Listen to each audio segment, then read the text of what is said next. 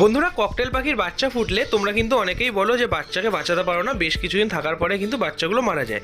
তো আজকে আমি বলবো যে তোমরা কোন কোন ভুলগুলো করে থাকো, যে ভুলগুলোর কারণে পাখির বাচ্চাগুলো কিন্তু তোমরা বাঁচাতে পারো না। প্রথম কারণ হচ্ছে, পাখি যখন বাচ্চা ফুটবে পাখিকে কিন্তু বেশি ডিস্টার্ব করা চলবে না, এতে মা পাখি বা বাবা পাখি ভয়ে কিন্তু বাচ্চাগুলোকে খাওয়ানো বন্ধ করে দেবে।